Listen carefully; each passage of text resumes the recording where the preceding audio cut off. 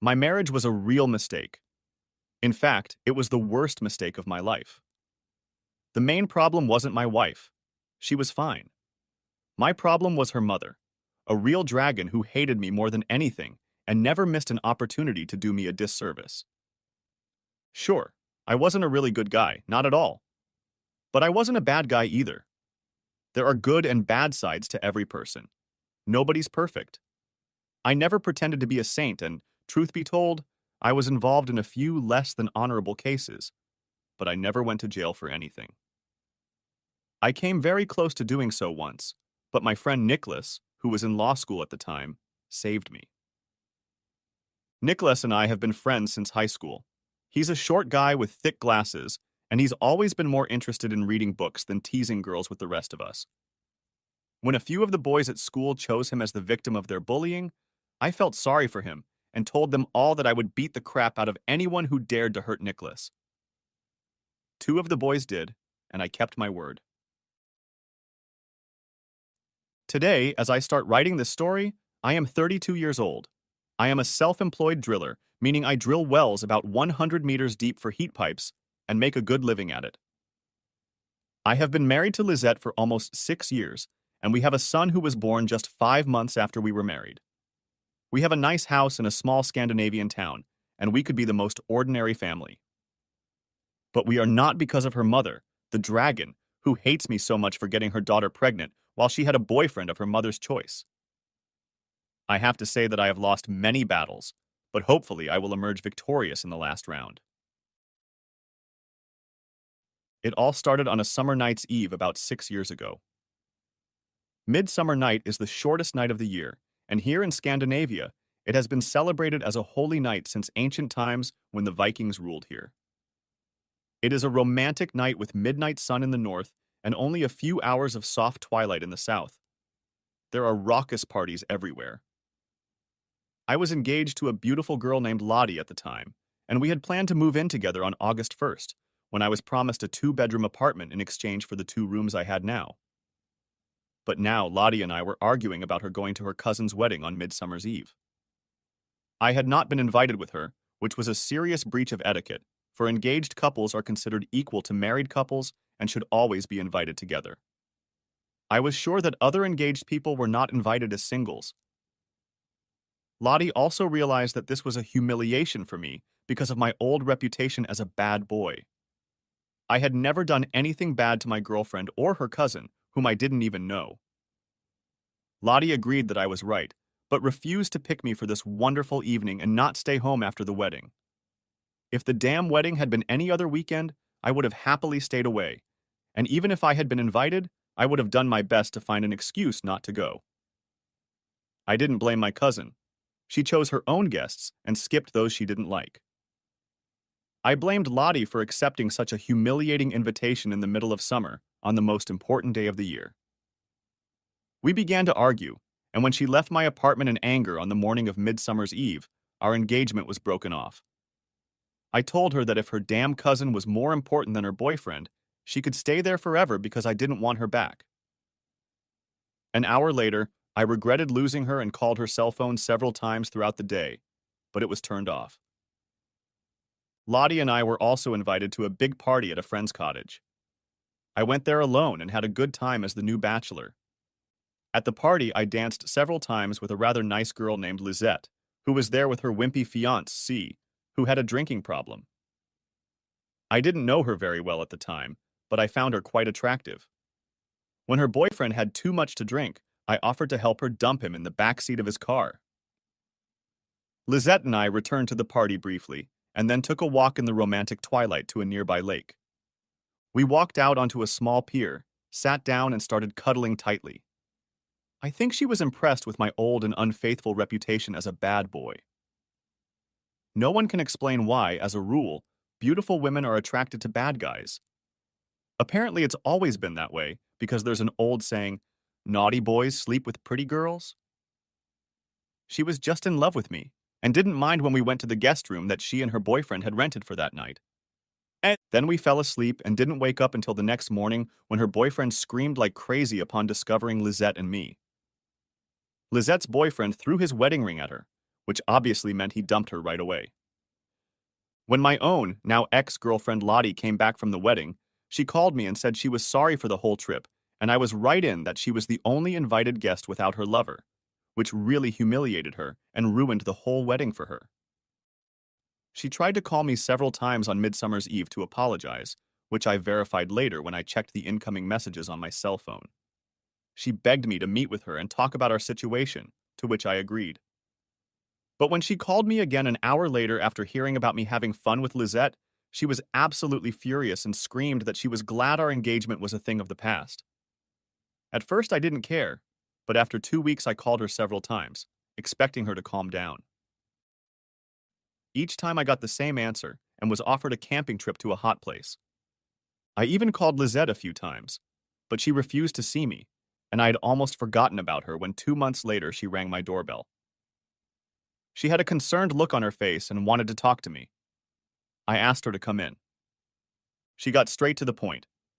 I'm pregnant, and you're the father. Then she started crying. We talked for several hours, and she told me that I was the first and only man to ever have intercourse with her. She was going to keep the baby and asked me if I was man enough to share in the consequences of what we had done. What could I say? Even I realized that two parents were the best thing for a child and agreed to give our relationship a fair try. Lisette was a beautiful, sweet, and soft girl with a reputation for being a family girl. Not as sweet as Lottie, but not a bad choice for a wife. We decided to get married as soon as possible. Of course, love is an important part of marriage, and neither of us could deny that there was some hot love during our holy night. We both believed it would flare up between us again when we had a child. Lisette spent the night with me. She told me she was very happy. I had made my decision, and I intended to carry it out in the best way possible. The next day, we traveled together to her parents to tell them the news. It was both the first and the last time I visited her parents' house. Her mother turned my visit into a real fuss. Instead of trying to make the best of the circumstances, she started yelling at me, calling me a damned bully who had soiled her innocent daughter. She threatened to sue me and promised to punish me in every way possible. Her father was obviously a miserable wimp who let the dragon spit fire without saying a word about it. Not the best relatives in town. Her parents were the second-generation owners of the family print shop, and her mother was the feared boss. Their business had once been the leading print shop in the entire region, but now it was going under. The European Union, which at the time included 15 countries, as an internal market meant stiff competition with plenty of new printing capacity available at low prices for the most important customers. In addition, new countries such as Poland and Hungary, with good printing facilities, were close to joining the EU and were already doing business successfully with the old members. Lisette's family was making good profits in the old days, but not investing much in the latest equipment and losing customers, which was driving them into the red numbers. I was unemployed at the time, and Lisette's mother, seeing a chance to get me under her control, demanded that I start working at the print shop for a measly wage. I refused and preferred to live on unemployment benefits, which gave me more money than what she was offering. Since I had an unlimited amount of free time, I even worked part-time for a certain driller. Lisette's mother started our vendetta by complaining to the unemployment fund that I refused to accept the job offered, which was against the rules. She got nothing for it. She then had a lawyer draw up a prenuptial agreement in which I had no rights to anything if things got bad between me and Lisette, which was what her mother wanted. I asked Nicholas to rewrite the agreement to make it fairer, and Lisette signed it without telling her mother. 2 months later, Lisette and I were married in the town hall. It was a simple ceremony with 2 witnesses, Nicholas and Lisette's best friend. 5 months later, we had a glorious baby boy. Our relationship gradually grew into something that could be considered true love, and the next 2.5 years were the happiest, very happy years of our marriage. A few months after we were married, I had the opportunity to buy a rock drilling business on favorable terms. Its owner signed up for a beginner's square dance class and met a wonderful woman there. She was a doctor with a temporary job at a local hospital, and when she was offered a very well-paying job in northern Norway, she made an offer to the driller, who accepted and sold his business to me. Since both the doctor and the driller signed a personal guarantee for me, I had no problem getting the necessary amount of money from the bank. Then, when our boy turned 2.5 and we put him in daycare, the problems began. Lizette started working at the print shop again, and as she was expected to be the next owner and boss, her nasty mother's influence grew. In the good times, Lizette's greedy mother bought large sums of stock and trusted her broker because her stock went up at a time when almost everything was going up. But then, when times got tough, her broker did a bad job, causing her to lose a lot of money before she could stop him. At the same time, I got inside information from Nicholas, who is now a lawyer, about an unexpected big boom in one of the companies, bought the stock, and made excellent money on the opportunity. I couldn't resist the temptation to punish Lizette's mother, so I bragged to Lizette that thanks to a new computer analysis program, I had made a really big profit, and there was more to come. I told her to go to our garage to get a surprise car. It was a nearly new Toyota Yaris that I had bought at a bargain price for Lisette to use as a shopping car. Of course, she told her mother about it, who was jealous of me and told Lisette to find out about my next purchase. I asked Nicholas to find some real junk stocks and put together a very complicated-looking nonsense program in Excel that showed a very good expected return on Mega X stock. I'm sure Lisette got into my laptop and told her mother, who made a large investment just before the junk stock started sinking like a stone. One evening, Lisette asked me, "Did you lose any money on Mega X stock?" "No, I bought some when they were low and sold it all when they were at the top." "That's good for us. Why do you ask?" "It's come to my attention that some people have lost a lot of money on them." Gambling on the stock market is always a risky business. I had won an important battle against her mother, but she suspected that my bad advice was done on purpose, and so there were rumors going around town that she intended to step up her efforts to cause me trouble. There was nothing to worry about, for she had been doing her best all along. She bet her friends that she would talk her daughter into making me cuckolded, divorced, and dispossessed before our boy went to school. So she always invited the single young sons of her friends and business acquaintances to her parties, hoping some of them would seduce Lisette. Many of them were well-educated, well-mannered. She'd had a boyfriend when I did, and why should it be any different now? Especially after her mother had brainwashed her for a long time into dumping me. Her mother probably still thought Lisette would get most of my assets to invest in a printing company when I dumped her, having received more humiliation than I could bear. Hate, revenge, and money were good reasons for her mother's foul play against me. I told Lisette that I knew about the bet, and if her mother managed to find a gigolo to sleep with her, she would be kicked out immediately. Lisette got angry and screamed, "What the hell do you think of me? Don't you think I know about this damn bet, and I'll be mad as hell if anyone tries anything?" Good call. Keep it, and we'll have no reason to discuss the matter any further. When Lisette started working full-time, our family life began to slowly sink lower and lower. I wanted us to have another child, but Lisette refused. Our life, which had been on a good and sometimes very good level while she stayed home with the baby, became a chore. I didn't complain much at first because Lisette was working hard to survive in a printing business that her mother with her antiquated manners couldn't stop from losing customers. My business was doing so well that I offered Lisette to work for me instead of her mother, but she declined.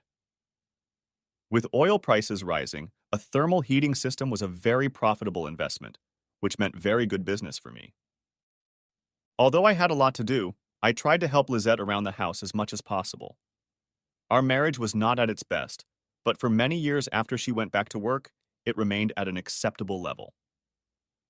We had some good moments from time to time. I was really doing my best, trying to convince her to quit her now very lousy paying job and free herself from her mother's bad influence. But things went in the opposite direction. Lisette started taking the baby with her and spending more weekends at her parents' cottage than at home. After a while, I got fed up with it, and we had our first real fight.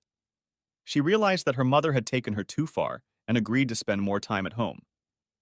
But it was an empty, soon-to-be-forgotten promise. Just 3 months after our serious quarrel, she was back to her addiction, which meant that our social life with friends was reduced to a bare minimum.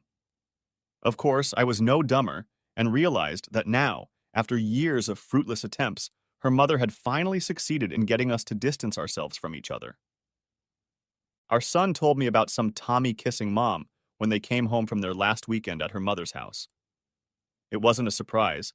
It was bound to happen sooner or later, and now I knew for sure the shit had hit the fan. I realized that our marriage was close to being history, despite my best efforts to be a good husband. Sure, I was saddened by my failure, but to my great surprise, a sense of immense relief began to grow. I could look forward to a future without a nasty mother-in-law who tried her best to ruin my life. In recent years, Lisette, to my increasing frustration, had always chosen her mother's side, so I didn't care if she chose her mother in her final decision. However, I felt it was my duty to give her one last honest chance to be a good wife again and save the marriage if she was interested. She got her chance the following Friday. In the evening, Lisette told me, as usual, that she was sorry, but that she had to go to her mother's on Saturday morning and would be back sometime on Sunday, which probably meant evening. I decided it was time to let her make the final choice herself. Frankly, I didn't care what she did anymore, but I felt sorry for our son and decided to suggest that she change her weekend plans and save our marriage, so I replied, "Please don't go. You were there last weekend. Why don't you stay home so our family can do something together? We could invite some friends over and have a barbecue. It's been a while since we've done anything like that." She was surprised and replied, "I promised my mom I'd be there and help her with her friends." Visiting friends? Why are they so much more important to you than our own friends? Or do you mean one special male friend? Who's that damn Tommy who seems to be spending the whole weekend with you? Will he be there? When I mentioned Tommy, there was surprise and consternation in her eyes for a second. Then she replied, "He's an old friend of our family and helps my mom, and sometimes me, understand some of the EU rules. He's not a friend of mine, so I don't know if mom invited him." "How old is he?" "I think he's 30. "And he's a handsome bachelor, I suppose?" "No, he's married, but his wife is on a 3-month temporary job with the United Nations administration in Kosovo, so he can help his mother on weekends." Her explanation about helping with the complicated rules of the European Union sounded reasonable, but why would a man of his age want to spend the weekend with such a greedy old dragon? "And what's your relationship with this Tommy guy? It sounds like you'd rather spend the weekend with him than your husband." Again, I noticed the split second of fear in her eyes before she replied, "Strictly business, of course. What the hell do you think of me?" "I don't know anymore. You cheated on your boyfriend when you and I met. Who says you won't cheat again?" "Don't insult me. Things were different. I was young and fell in love with you, and you should know that I still love you." "You say that, but let's be clear about our relationship today. You have very strange ways of showing what you call love these days. Really, it's nothing to brag about. Our marriage is a parody of a real marriage. Our so-called sex life is practically non-existent. You'd rather leave your husband and spend weekends with this Tommy. Yet you keep saying you love me, but I can't understand how the hell you can think I would believe such nonsense after what you do to me. I'm completely fed up with your damn mom and her vile antics in our family, and I'm willing to offer you fair divorce terms so you can do whatever you want with your darling Tommy." She hadn't expected a divorce offer, and her face took on an ashy gray hue as she screamed, "Divorce? Are you serious? You can't ask for a divorce because I want to see my mother. Are you out of your mind? That's no reason for a divorce." "No, it's not. But I don't see any good reason for you to see her from morning to night 7 days a week, every week. If your own family still means something to you, please skip Tommy and stay home for the weekend so we can talk about our problems and try to find a solution before it's too late. Please do that if you still love me like you say you do." "Of course I love you, but I promised my mom I would go and I have to go. I wish I could stay with you, but please be patient with me and I promise you will be well rewarded. Have you forgotten that next Friday is Midsummer's Eve and we'll be together all day? And we'll spend a whole week together 24 hours a day at the cottage in July. What a favor. At the end of next month, I get a whole week together with my beautiful, beloved wife. Now that's a gift from heaven. And may I suppose that your favor to me on Midsummer's Eve is due to circumstances such as the fact that Tommy will be somewhere else during the vacation? Maybe he's going to spend the vacation with his wife and won't have time for you? Poor you. Or do you still remember that I left Lottie because she left me on Midsummer's Eve? Now she sobbed, "You're not funny. You're pathetic. Do you think it's funny to be married to you? I must say you have a strange way of showing your love." Okay, Lizette, I know I can't stop you from dating that wimp because he's more important to you than your family, but you have to take the baby with you because tomorrow I'll be servicing drilling equipment and won't be able to take care of him at the same time. Now she was truly angry and screamed, "You're accusing me of cheating, treating me like a whore. Mom's right. You're a real bastard." She then started crying loudly. And at this point, I put my foot down and realized that there was something between her and this Tommy guy, but I didn't give it any more thought. There was little left of our marriage, perhaps nothing at all. However, I made one last attempt to save it. The only reason I did not leave her at once and tell her that she must leave our home for good was that I would have gotten much better terms for a divorce if I had caught her cheating. I saw no reason for further argument with Lizette and thought it would be advantageous to absent myself from the house for an hour or two. I felt like having a large drink of whiskey, and since I never liked to drink alone, I went to my favorite pub, which was probably one of the best decisions of my life. After having a drink at the bar, I noticed Mona, a friend of my ex-girlfriend Lottie, sitting in a booth with her husband. I approached them and asked if she knew how Lottie's life was going now. She replied, "Don't you know she's back in town? She divorced Sven, bought a small house here, and moved in about 2 weeks ago. She's been asking about you. Why don't you call her and talk to her directly instead of through me?" Mona gave me Lottie's phone number, and I decided to call her right away. Sure, she might ask me to get the hell out and stay where I was. But, I thought, whoever dares wins. So I called her and she answered, "Lottie. Hi, I'm Michael, ex-boyfriend, if you remember me. Mona told me you were back in town and I just wanted to welcome you back." The crucial moment had come. How would she take my call? To my great delight, she was happy to hear from me, and we had a long and pleasant conversation. She even accepted my invitation to lunch on Saturday. My spirits lifted afterward, and I spent the rest of the evening with Mona and her husband. Much to my relief, Lisette pretended to be asleep when I got home, and I was asleep when she left for her mother's on Saturday morning. I did a little work on the rig in the morning, and at 1 o'clock stood waiting for Lottie outside the restaurant I had suggested for our lunch. I can't deny that I had almost the same feelings I had on my first date with her almost 8 years ago. When I waited 15 minutes and Lottie still wasn't there, I began to wonder if she would even come. But then she came. She was still a very beautiful woman, and now even more feminine in some ways than when I had seen her a few years ago. With her was her little daughter Jennifer.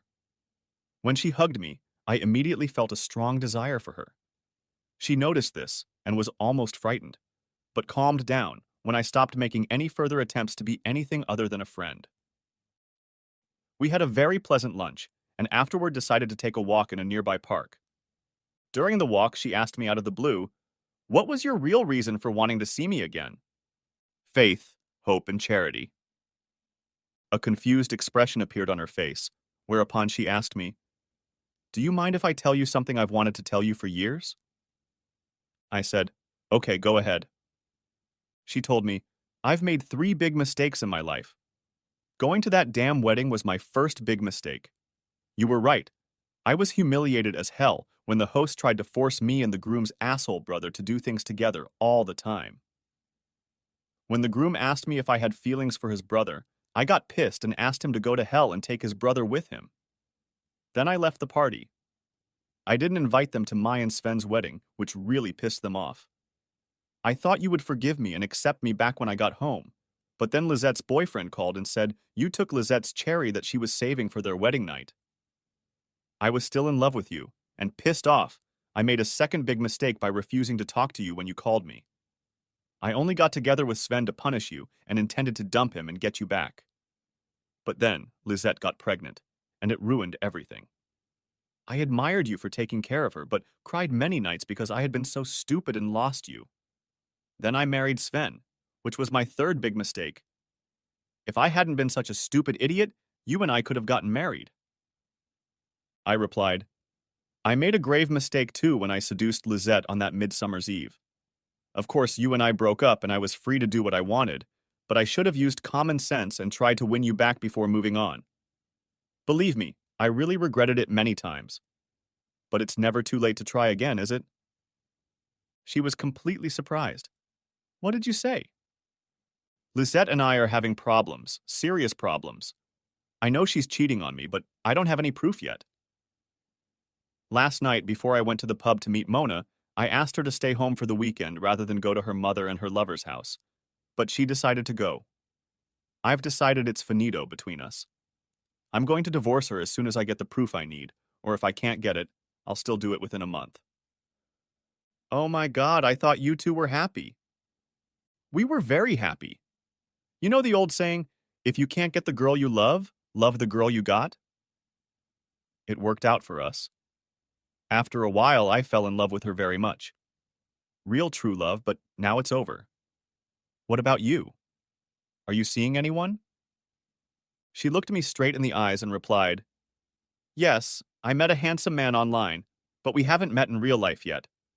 We're having our first lunch date tomorrow. So I'm late for the date? However, I would like to apply to be some sort of replacement for this lucky guy.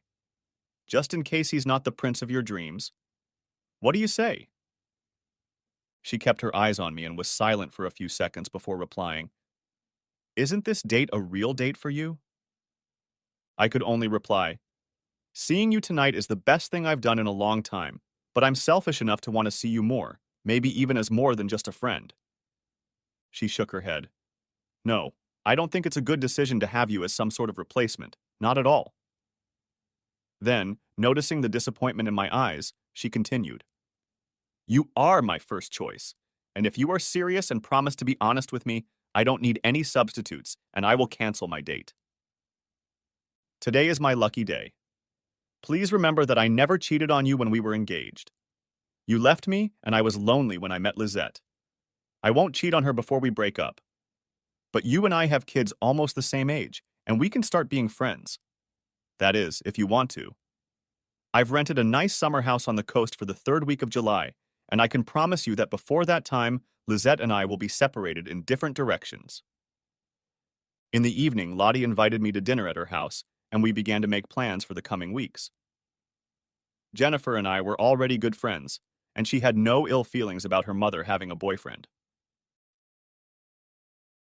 I spent the night in Lottie's spare room, and on Sunday, we went to the coast. Lisette came home late Sunday night, and we didn't talk for long before going to bed.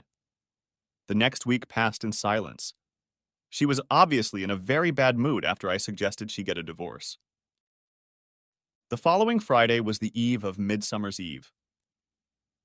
Lottie and Jennifer spent it with Lottie's parents. Lisette and I were invited to spend the evening at a neighbor's house where several families with children of various ages had gathered. We spent most of the afternoon playing with the children. Then, in the evening, we adults played fun games and danced, but I hardly talked to Lisette or danced a single dance with her. She usually pretended to be a good, loving wife when we went out, but now neither she nor I cared that everyone could see how we had grown cold to each other. On Midsummer's Day, she went to her mother's house but didn't stay the night, probably because Tommy wasn't there. Lottie invited me to her parents' house and I spent a few hours there. They wished Lottie and me luck in our new relationship. The week after Midsummer passed with a chill in the relationship between Lisette and me. We were polite and correct with each other, but neither of us showed the slightest sign of affection. The following weekend, Lisette and our son went on a 3-day bus tour with her parents to Legoland, the famous children's amusement park, and after that, she was going on her annual 2-day visit to her cousin. I was happy that I was able to spend 4 nights at Lottie's house. Of course, both Lottie and I wanted to get on with it, but in case Lisette intended to fight for a divorce, it would be advantageous to be the faithful party, and so we decided to wait. Lottie, her girlfriend, and I had a pleasant time together while Lizette was away. Lottie and I found that we still enjoyed each other's company very much. True love. During the summer, Lizette and I were usually very busy at work, so we decided to spend only 2 weeks of vacation, and only one, the last one, together in a summer house I rented on the coast. Instead of our usual summer vacation, we were going to go to Thailand for 2 weeks in November. These plans had been made before Tommy had burst into her life, but under the present circumstances, I no longer had any intention of going anywhere with Lizette. Instead, I had promised Lottie that I would leave Lizette before the beginning of this week, and she had agreed to spend it with me at the summer house, and I intended to fulfill my promise. I think Lizette finally realized that she had created far more serious problems in our marriage than she intended, and started trying to pretend to be a good wife again. To my great surprise, she called me all 4 nights while she was away and told me how much she missed me. She had never called me before during all those weekends she spent at her parents' house. Every time she called me, I wanted to talk to my son. During the second day of their trip to Legoland, I asked him a few short, simple questions, all of which he answered yes to. One of those questions was, "Is Tommy with you?" And the answer was, yes. I don't think any of the adults noticed this. I'm guessing that the reason she called was because she was racked with guilt about taking Tommy with her. And when they got home, I got further proof from my boy when they stayed home one night between the 2 trips. He asked me if it was true that nasty wolves could come into our house and eat him. I asked him, "Who told you such a nasty story?" "Grandma?" "Why did Grandma tell you such a nasty lie? What did you do to her?" "Nothing yet, but we have a secret, and if I tell you about it, the wolves will come and eat me." I tried to be sneaky and told him, "What secret? The fact that Tommy was with you and Mom is not some real secret. Your mom told me that she and Tommy lived in one room and you and Grandma slept in another." "You knew my secret." "Yes, I did, but a secret is a secret. There are no wolves, of course not. But promise me you won't tell Mama that we talked about your secret." Lisette let a damned dragon threaten my boy. She was going to pay for it. My next step was to call Nicholas, tell him my concerns, and cancel the visit. Then I talked to Lottie and my friend Dan, who agreed to help me. Having fun with a married woman in her marital bed tends to give him a sense of his own superiority over his horny husband. I was counting on Tommy not being able to resist the lure of such great pleasure when I was on vacation, so I put an expensive little wireless TV camera in our bedroom with a receiver connected to video from an extra long-playing cassette tape hidden in the garage. The camera was connected to a motion sensor and worked even in almost total darkness. I had already tested it several times with good results, so it was ready to go. In my rig company's Nissan King cab, I stored new house locks and cardboard boxes to pack Lizette's clothes and belongings in when it was time for her to move out of my house. After 2 agonizing days at home, with Lizette now pretending to be a caring wife, I packed clothes for myself and our boy for a week's vacation, and Saturday morning we left as planned. Lizette told me that she was sorry she had to stay home and work that week, and would miss us very much. I didn't kiss her goodbye, but I promised to call her at least once a day. She even stood in the driveway and waved to us as we drove away. I felt sorry that the woman I loved so much had turned into such a lying whore. But instead of driving to Nicholas's cottage, I went to Lottie's garage where I hid my car. Nicholas and his wife were aware of my problems and agreed to pretend I was there, but to come out at the same moment if Lizette called them. At 6 o'clock in the evening, Lottie drove past my house but saw nothing unusual there. At 8 o'clock, she went on another excursion, and when she returned, she told me that this time she saw a metallic silver Volvo XC90 in my driveway.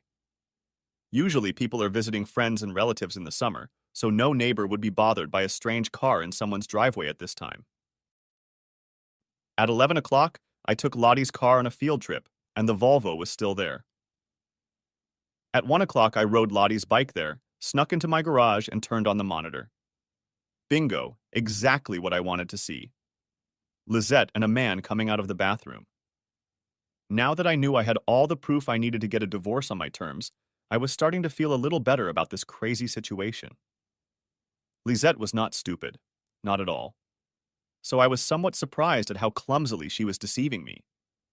It was like she wanted to get caught and made it easy for me. First, she took Tommy with her on vacation, and then she let her nasty mother threaten our son with wolves. Who knows? Maybe she wanted to be abandoned, and Tommy had to take care of her. I waited until they were asleep, however, and watched them on the monitor before proceeding with my plan. They lay down on the bed, and Lisette said to him, "Let's get some sleep so we can be in good shape." He replied, "I'm going to miss you so much that every weekend without you will be terribly agonizing. Even when my wife is home. Why can't we see each other at least once a month in the future?" Because my marriage is in a much worse crisis than I could have anticipated. Michael is still so angry about my weekend with you that he didn't even bother to kiss me goodbye when he left for a week. I made the terrible mistake of not staying home that damn weekend when he begged me to. My marriage has been a mess ever since. You're a wonderful lover, but I want my husband and I to have a good life again. "It's too late for that, you damn whore," I said to myself before Tommy replied. "You don't have to regret anything that weekend. I had a good time, and you have to agree that once a month in the future, we'll have something to look forward to." She sounded a little annoyed now, and was undoubtedly beginning to feel remorseful when she replied, "No, Tommy, when you left after breakfast, our wonderful love story became history, and I turned into a good, faithful, loving wife who does everything, I mean everything, to win her husband's love again. But why think about that now? Until then, I'm still only yours. Be a good boy, and don't waste a minute of our good time." I didn't hear his reply, but obviously he couldn't entertain her further without resting for a few hours, and after a while, they both fell asleep. I pressed a button on my cell phone. My friend Dan woke up after a few beeps and I told him, "I have bingo. Are you ready to play?" He promised to be there within 15 minutes. I could take care of Tommy in my bed myself. The main reason I wanted my friend present was that he could testify that I had used no force on either Tommy or Lisette. If I had gone in there alone, I'm sure her mother would have found some lawyer who would have made up a nasty story and sued me for being rude. Another good reason was that Dan owned a very good video camera and loved to use it. He was often hired to shoot weddings, and I wanted some close-ups that I didn't have on my own camera. Dan arrived as promised. We had a short briefing on how to do it, and then snuck into my house. The door to the bedroom was closed. I opened it a few centimeters to see them both sleeping under the covers, very close together. As Dan got his camera equipment ready, he nodded and I said, "Let's do it." I opened the door, Dan turned on a bright battery-powered halogen light, and started filming. I walked over to the bed, pulled back the blanket without waking them, and let Dan film for at least 5 seconds before yelling, "What the hell is this?" They woke up in complete surprise. It took a few seconds for them to realize what was happening, and until their eyes got used to the harsh light. Then Lisette recognized me and started screaming, "No, no, no, no, no!" I took the camera in my hands and told Dan to lead a naked Tommy out of my house. Dan grabbed Tommy firmly by the hair and dragged him off the bed toward the bedroom exit. There was some noise and yelling, but I was in the bedroom and couldn't see what happened. Dan returned a short time later, looking for Tommy's keys. He found them in his pants, went outside, and threw them in the driveway. Then we heard him driving away.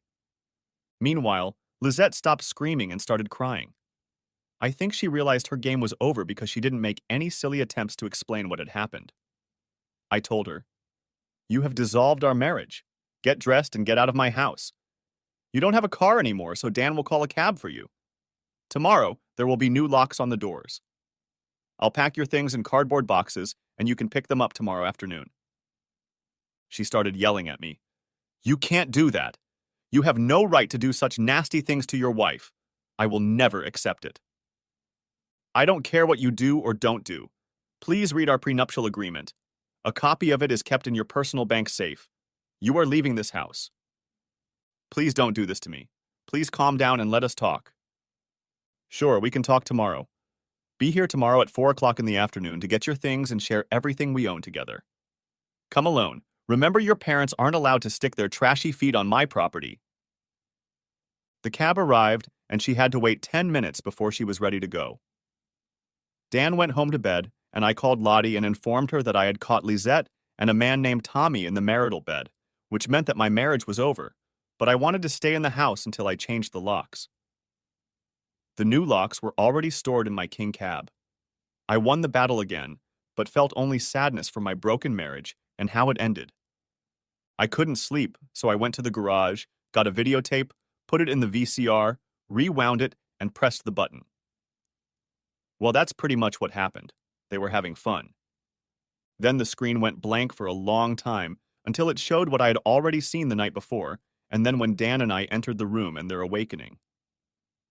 I was still too upset to sleep, so I started taking Lizette's clothes out of closets and drawers and folding them in the living room. At 9 in the morning, Lottie and the kids arrived at my house with breakfast in a basket.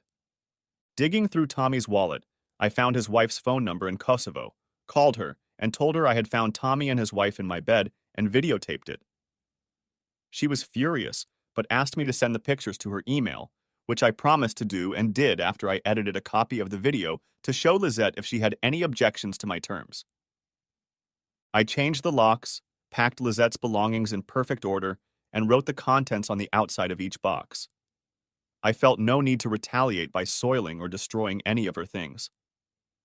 Then I took a chainsaw and cut our almost new and very expensive marital bed into small pieces, which I then threw in a pile in the driveway. Lottie and the kids even brought me lunch so I could take a break from work. Then, at 4 o'clock, a pale Lisette arrived alone in the old Ford Transit of the print shop. She took a long look at the pile that was our dear bed before entering. I made coffee in the living room and invited her to sit down. She agreed, sat down, and, sobbing, began to read me a long speech about how much she loved me and how sorry she was that she had made a terrible mistake and would never do it again, if I could only forgive her. She promised to work less at the print shop, spend all weekends with her family, never go to my mother's house for parties and dinners without me, and wanted us to have another child. I answered her. 3 weeks ago, you could have saved our marriage with those promises, but today, after what you've done since then, it's too late. I am sorry, Lisette, but there is no more future for us. She began her litany again. I let her continue and, when she was done, asked, "You must think I'm a complete idiot if you think I swallowed your lies about Tommy, a 30-year-old asshole who spent his weekends in the company of a disgusting old bitch like your mother." She didn't say anything, so I continued. "You're a very beautiful woman, Lisette, so I can't blame him. But I do blame you for being such a damn cheap whore that you let him break up our marriage and make our child very unhappy." Why, Lisette? Why? Was I such a bad husband that you had to have fun with that damn asshole? You weren't my first or best choice, but I married you when you needed me, and I even fell in love with you, Lisette. I have been a faithful husband to you until this very moment. She sobbed. It's not your fault. I never stopped loving you. You are my one true love, but I know you slept with many other women, and I had no other man but you. I'm sorry that I couldn't resist the temptation to do it with only one other man, and I can promise you that I won't have to do it again. I replied, however, now that you got what you wanted, I hope you're happy. At least your damn mother should be very happy. She got what she wanted the whole time we were together. Please make her even happier by telling her that I don't care about what you did, because thanks to your cheating, I got my freedom and married a woman who really loves me. Don't you realize that you ended our marriage that Friday before midsummer when I begged you to spend the weekend with your family and you chose to go and entertain that Tommy at your mother's house? Did you really think I'd agree to be a goddamn cuckold? The only reason I didn't throw you out of the house right now is because I wanted proof of your cheating, so I could get rid of you without paying you anything at all. Don't forget that I even offered you a fair divorce, but to my surprise you refused. An intelligent woman like you should have realized that I would never agree to be a poor cuckold husband to a whore wife. I didn't want a divorce then, and I don't want one now because I love you. Of course I realized that the baby told you about Tommy, and you suspected something. But I never thought you'd have proof. I regretted the affair, and promised myself that Tommy would be my first and last affair, but I decided to fulfill that promise as Tommy and I had planned. The night with him at our house was to be the grand finale, the very last with him and my last cheating affair ever. Honestly, I was glad it was over, and I can't deny that your behavior after that Friday made me think about the problems I had created for our marriage. I began to fear the worst when you treated me like air and refused to have fun with me. So I wanted to be a good wife again and do everything I could to win your love again, to really spoil you during our week at the cottage and do everything I could to get pregnant as soon as possible and give you the baby you wanted so badly. I even looked for a new job. I'm afraid it's too late now. I replied, "You're right. The Friday before midsummer was your last chance. You didn't care about me then, and now, after what happened last night, we only have one possible solution." I gave her the divorce papers and said, "Please sign them so we can do this the easy way." "What do you mean?" "Whatever you prefer, the easy way or the hard way, it will be under the terms of our prenuptial agreement. You keep a copy of it in your safety deposit box. You'll get everything that belongs to you, and I'll take what belongs to me, which is almost everything except your clothes. I want custody of our son, but you will be able to see him often once you have your own place. But I won't let you take him to the dragon's nest where you live now." She was very pale when she asked, "You mean that I have no right to get any of what we own?" "Yes. The house, the cars, my stocks and bank accounts, and the drilling company are my private property. Don't forget that it was your mother who demanded that we get a prenuptial agreement. I worked hard and made a good salary. I paid for everything here, and your dear mom only paid you pocket money that was barely enough for clothes. I hired professionals to investigate the printing business and found out what you should already know. It'll be bankrupt by the end of the year. Your mother owes you a lot of money. You must get what she owes you before her business declares bankruptcy, or the bank will take everything.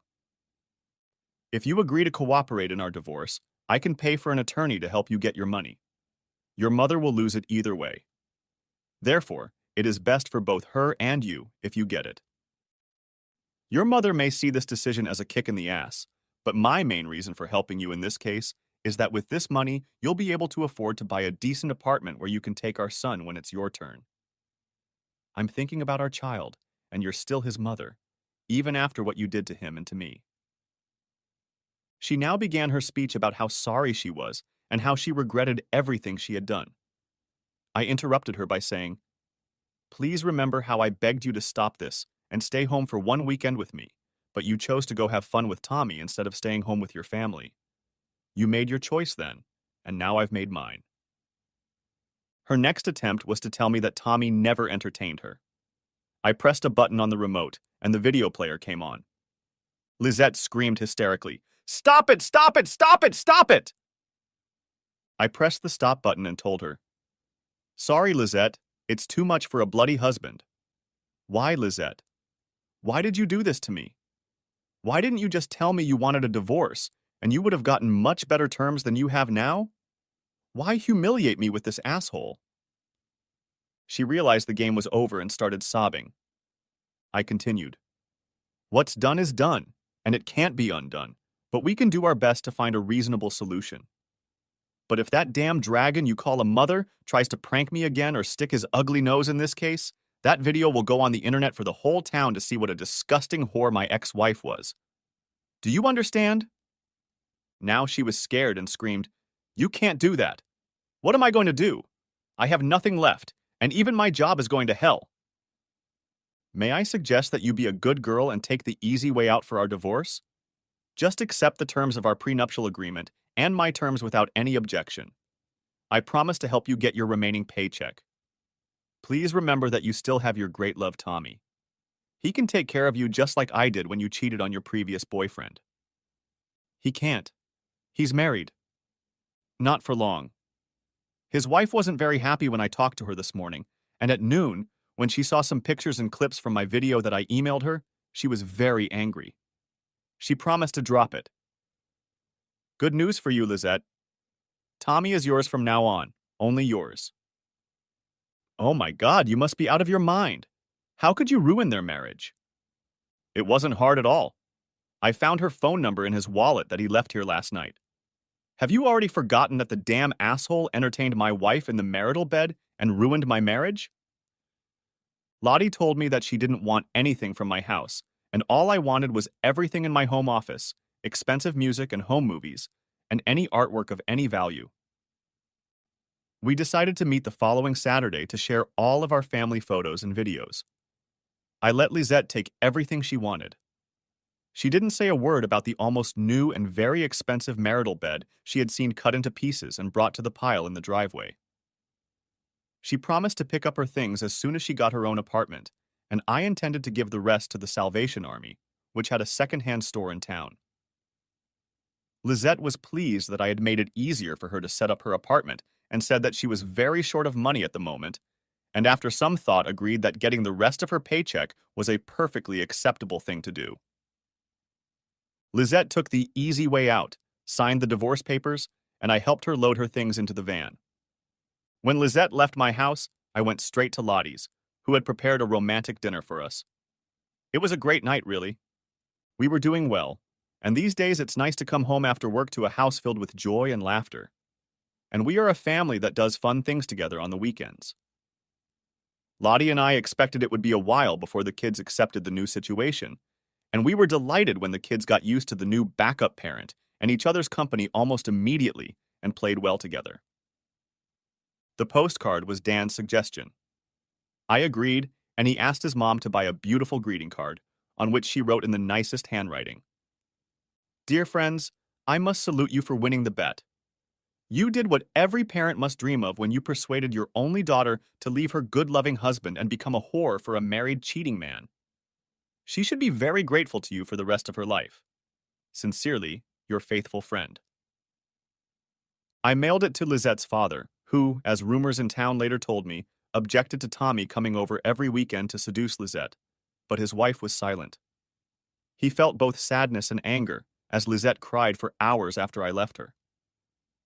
The card was the last straw on the poor camel's back, and he finally realized that if he had acted like a man, he should have put an end to his wife's madness. He regretted that he had turned out to be such a coward and had become a laughing stock among his acquaintances. Having had a few drinks, he plucked up courage and expressed his humble opinion to his wife. Their argument ended in a real fight, as a result of which she was hospitalized for a week and he spent the night in the police station. The day before she was discharged from the hospital, he packed his bags and left their home. Since they had no minor children, the divorce was finalized within 3 months. After Lisette took the easy way out of the divorce and accepted all of my terms without objection, she did not hire an attorney, and the divorce went through properly. I got custody of our child, but I promised Lisette I wouldn't cause her any problems, and she could see the child as much as she wanted, up to 182 days a year when she had her own place. But I would not allow her to take the child to her mother's house or cottage. Lisette didn't object to this because she had a bad relationship with her mother and had given up her job at the print shop. Her mother became furious when Lisette demanded her remaining wages, refused to pay her anything, and became furious when Lisette sued her. Lisette won the case, and the enforcement service managed to get her money 2 weeks before the print shop went bankrupt. The bank objected, but Nicholas found her a good lawyer who convinced the bank to withdraw its claim. Tommy's visit to my house on the occasion of his affair with Lisette did not last long, an intense and at first pleasant time that soon turned into a terrible nightmare for him. After I caught him in my bed and he drove off unclothed from my house in his Volvo, he was caught by traffic police officers monitoring drunk drivers returning home from parties. Lisette and he celebrated the happy ending of their love story with a nice dinner with my best Rioja wine and cognac. He, with no clothes on at all, was taken to the police station for a blood test. One of Lisette's friends told me later that word had reached her that he had been fined and stripped of his driver's license for 2 years. His wife did what she promised. She came home, left him, and filed for divorce. She now works for the UN in Geneva, Switzerland, where she lives with an Italian colleague she met while working for the UN in Kosovo. Tommy tried to resolve his personal problems with Dr. Booz, which caused him to have to take time out from his work. He never met Lisette again and never returned her many calls when she desperately tried to talk to him. He made promises to take care of her if she had marital problems. Now she learned the brutal truth. All his talk was just talk, and she had been naive enough to believe everything he told her. Eventually, she realized what a tragic man he really was and abandoned all her attempts and hopes for a happy future with him. The extra money from the printing business enabled her to buy an apartment in a good neighborhood, and she had no trouble finding a new job. Although we cooperate very well because of the baby, we never talk about anything personal. Lisette is a very beautiful woman and not a bad choice now that she's free of her mother's influence, so I'm a little confused as to why she's still not dating. Lottie and I got married right after my divorce was final. We sold both of our old houses and bought one together. She's pregnant now, and I think these days we're a pretty average family for our time with 3 kids, each with their own set of parents. But we don't care because we are a happy family. The end. Thanks for watching, I hope you enjoyed it, so subscribe to my channel and watch the next video.